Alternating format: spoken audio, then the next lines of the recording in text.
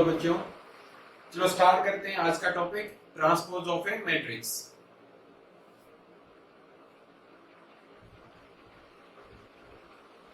Transpose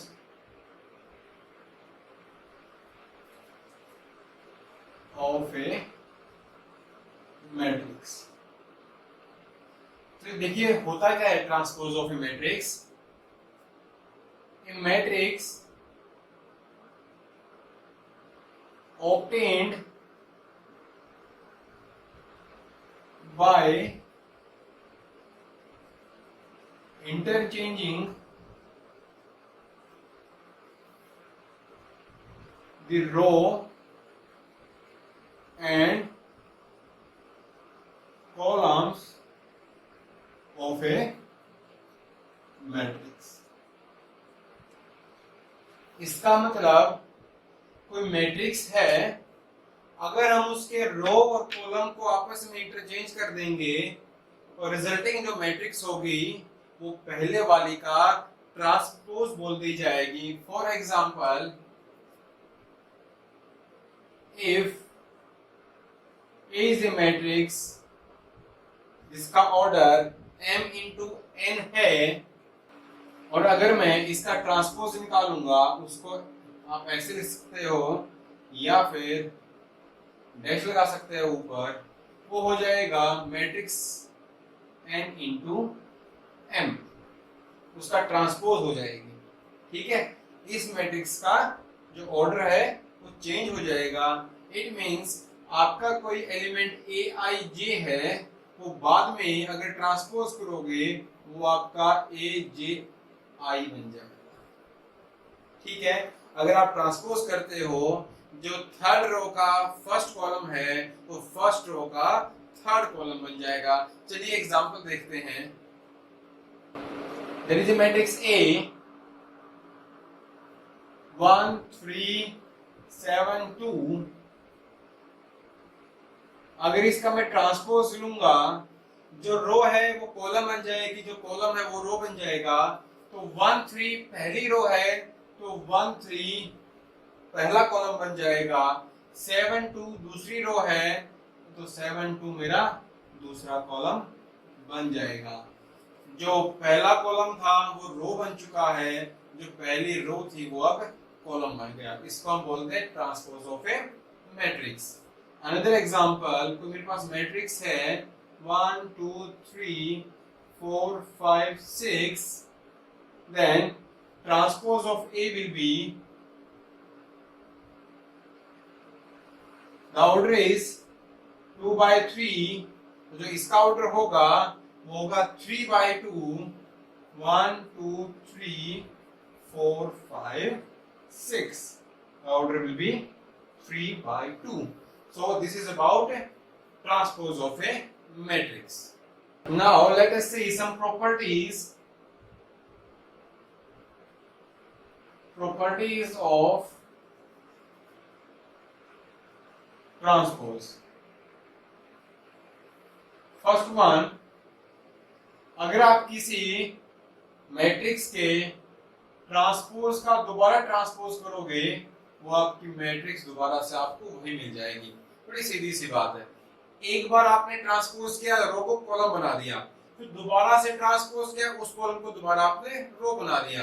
तो अगर एक मैट्रिक्स का दो बार ट्रांसपोज होगा तो आपको वही मैट्रिक्स दोबारा से मिल जाएगी। सेकंड, अगर कोई एलिमेंट स्केलर क्वांटिटी की मल्टीप्लाई करती है ए के साथ और उसका आपको ट्रांसपोज निकालना है तो हो जाएगा k into transpose of A. ठीक है, third one, k into A plus B transpose, ये हो जाएगा k A transpose plus k B transpose. Last one and most important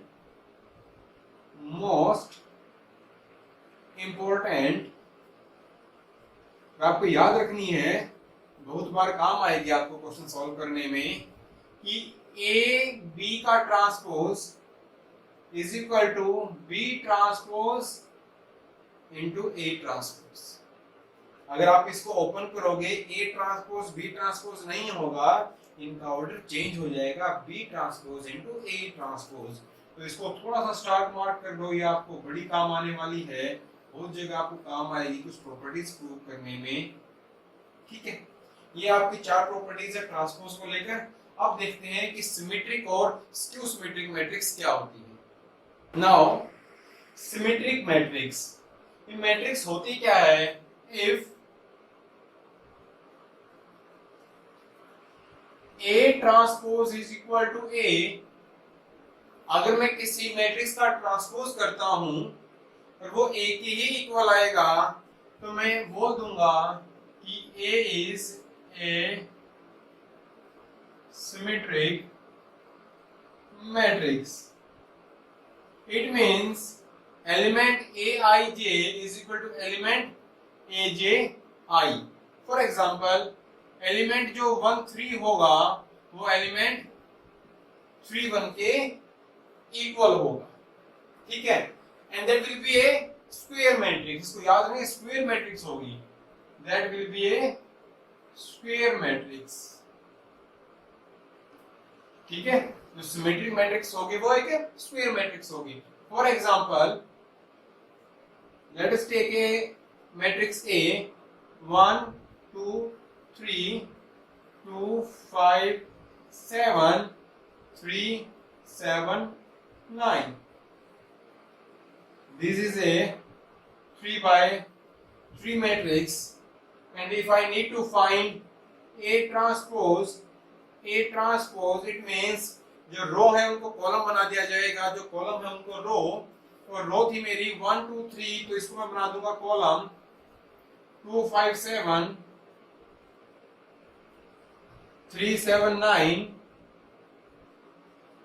now जो मैट्रिक्स आई, दोबारा से मेरी मैट्रिक्स A मुझे मिल गई। इट मींस अगर A transpose is equal to A, जो मेरी मैट्रिक्स है वो कैसी है? एक स्क्यू सिमेट्रिक मैट्रिक्स है, सॉरी एक सिमेट्रिक मैट्रिक्स है। अब पढ़ते हैं स्क्यू सिमेट्रिक मैट्रिक्स के बारे में। Skew symmetric matrix. Now, if A transpose is equal to minus of A, again it will be a square matrix.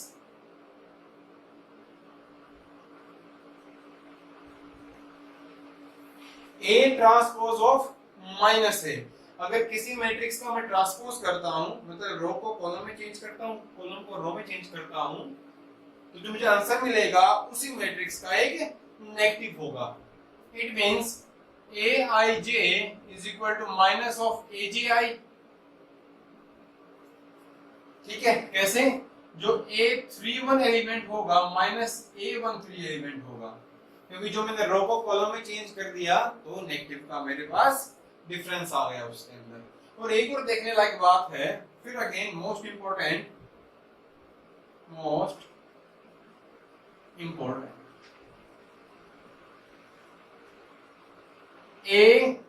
Ai is equal to minus Aii होगा। बोलो हाँ है ना? देख लेते हैं कैसे। एक में 2 by 2 की मैट्रिक्स लेता हूं, A11 A12 A21 A22। आप इन दो एलिमेंट को ध्यान से देखो, 11 and 22 II, it means row and column are equally ordered. जो ऑर्डर रो का है वही ऑर्डर कॉलम का है, 1 1 2 2 3 3। इट मींस Aii, अगर मैं स्क्यू सिमेट्रिक की बात करता हूं, Aij is equal to minus Aji। ठीक है, तो Aii will be to minus Aii। अगर स्क्यू सिमेट्रिक की बात करूं तो ये रूल फॉलो होगा। इसको मैं इधर ले आता हूं, Aii plus Aii is equal to 0, 2Aii is equal to 0 and Aii is equal to 0। और Aii होता क्या है? Aii का मतलब है एक ऐसा एलिमेंट जिसका रो और कॉलम का ऑर्डर है वो सेम हो, और वो होता किसका है, डायगोनल्स का। आपको याद हो डायगोनल कौन कौन से थे, A11, A22, A33, जिनके ये दोनों सेम थे उनको हम क्या बोलते थे, डायगोनल एलिमेंट। तो इससे क्या पता चला कि डायगोनल एलिमेंट स्क्यू सिमेट्रिक के कैसे होंगे, जीरो, क्योंकि जब उसका ट्रांसपोज करूंगा तो जीरो का ट्रांसपोज ही, सॉरी जीरो का जो नेगेटिव है वो जीरो ही होगा। ठीक है, तो इसको याद रखना है कि डायगोनल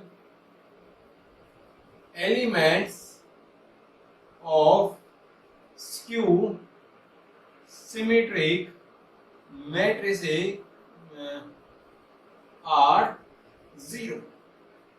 ये प्रूव करना आ सकता है, तो इस तरीके से आप इसको प्रूव कर सकते हैं। ठीक है, एग्जांपल लेते हैं एक, लेट ए 1 3, सॉरी 1 नहीं आ सकता क्योंकि डायगोनल एलिमेंट है उसका जीरो होना जरूरी है। आपने ध्यान दिया होगा जो लास्ट क्वेश्चन किया हमने, जब रो को कॉलम में, कॉलम को रो में चेंज किया था, जो डायगोनल एलिमेंट है वो सारे सेम रहे थे, चाहे मैं ट्रांसपोज की बात करूं चाहे मैं ट्रांसपोज की बात ना करूं, चाहे मैं जो पहली वाली बेसिक मैट्रिक्स की बात करूं चाहे उसकी ट्रांसपोज होने के बाद मैट्रिक्स की बात करूं, जो हमारे डायगोनल एलिमेंट थे उनकी पोजीशन चेंज नहीं हुई। बोलो हाँ या ना, जो डायगोनल एलिमेंट थे वो सेम रहे, वो नहीं चेंज हुए। लेकिन इसके अंदर क्या है, माइनस का डिफरेंस आएगा। तो डायगोनल एलिमेंट अगर चेंज होने ही नहीं है तो माइनस का डिफरेंस कैसे उसके अंदर आ सकता है, एक ही शर्त पे कि माइनस का डिफरेंस भी आ जाए और वो चेंज भी ना हो। कौन सा एलिमेंट है, जीरो, कि माइनस का डिफरेंस भी आ गया लेकिन उसने फिर भी चेंज नहीं हुआ, तो diagonal element will be zero, zero -2 3 2 0 4 -3 -4 0। now this is A, and if I say A transpose, it will be 0 -2 3 2 0 4 -3 -4 0। तो यहां से अगर मैं कंपेयर करूं, this is minus of A, this is minus of A. अगर A transpose minus of A के equal आया, it means जो मेरी ए मैट्रिक्स है वो कैसी है, स्क्यू सिमेट्रिक मैट्रिक्स है। Now there are two important theorems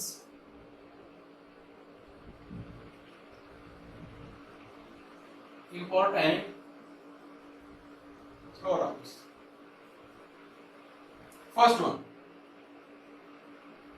if A is a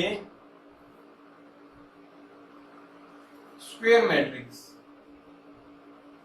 अगर A कोई हमारी स्क्वायर मैट्रिक्स है, then A plus A transpose will be symmetric matrix and A minus A transpose जो होगा वो होगी मेरी स्क्यू सिमेट्रिक।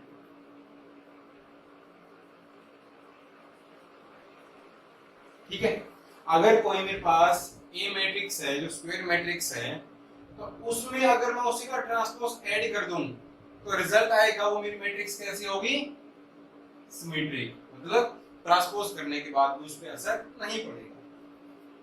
और अगर मैं उसमें से उसी का ट्रांसपोज माइनस कर दूं, जो आंसर आएगा वो कैसे बनेगी, मेरी स्क्यू सिमेट्रिक। ठीक है, तो पहली जो थ्योरम है वो ये है।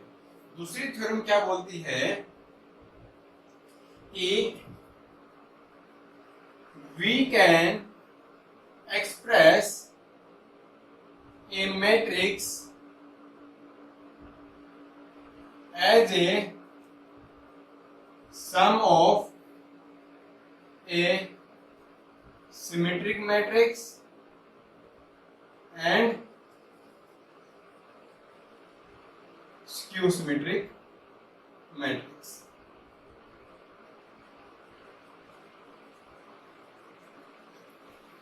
इसका मतलब समझते हैं कि कोई मेरे पास ए मैट्रिक्स है, एग्जांपल देते हैं, देखो देखो देखो देखो देखो कैसे, ये 5 है मेरे पास 5, मुझे 5 को एक्सप्रेस करना है the sum of odd and even number, तो मैं लिख सकता हूं 3 + 2। ठीक है ना, मेरे पास एक नंबर था, उसको मैंने कैसे एक्सप्रेस किया, सम ऑफ ऑड एंड इवन। तो जो पहला है वो इवन है, फिर ऑड है, जो दूसरे वाला है वो इवन है। तो इस तरह लिख सकता हूं। तो कोई मैट्रिक्स है ए, उसको मैंने as a sum of two matrix लिखना है। For example P plus Q, जिसके अंदर पी कैसी होगी, सिमेट्रिक, एंड क्यू कैसा होगा, स्क्यू सिमेट्रिक। ठीक है, चलिए देखते हैं कैसे, साफ कर लेते हैं थोड़ा सा उसको ऊपर से।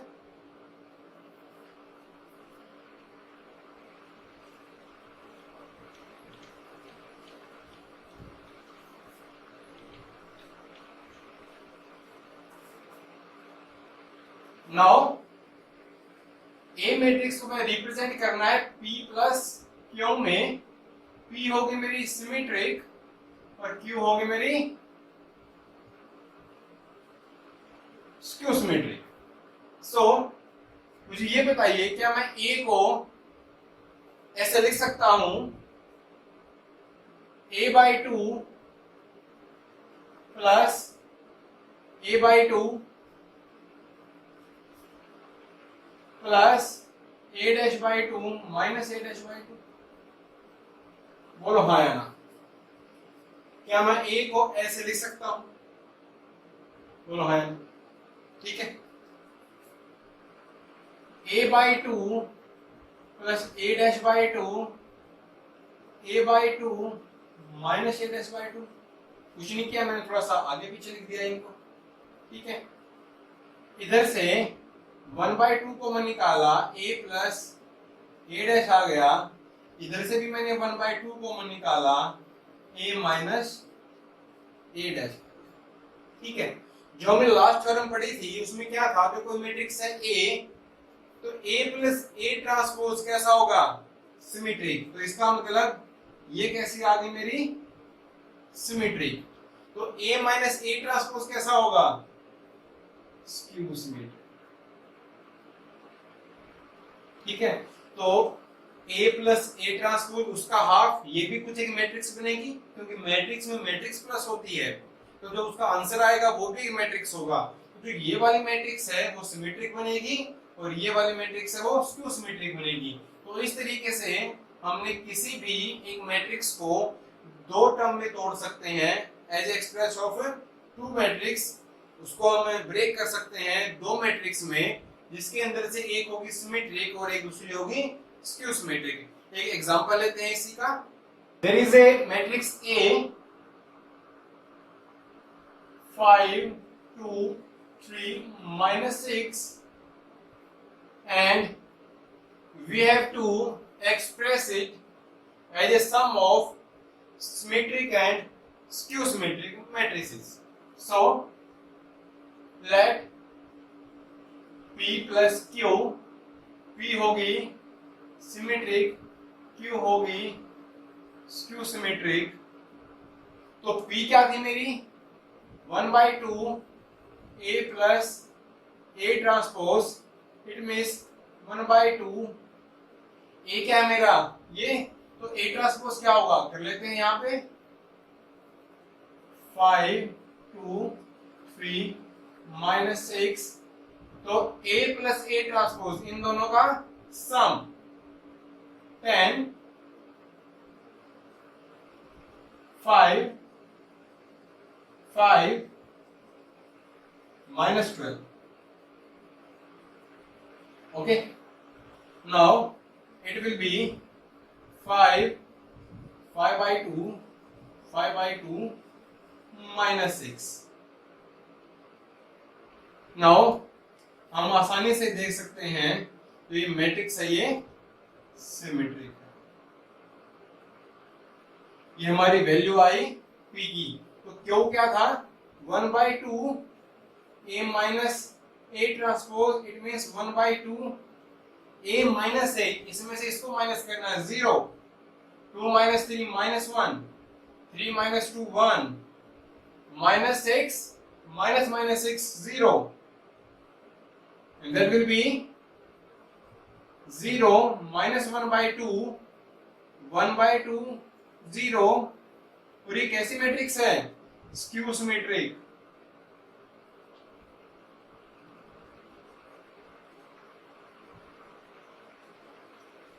ठीक है, नाउ P की वैल्यू आ चुकी, Q की वैल्यू आ चुकी। हम देखते हैं कि क्या A is equal to P plus Q है।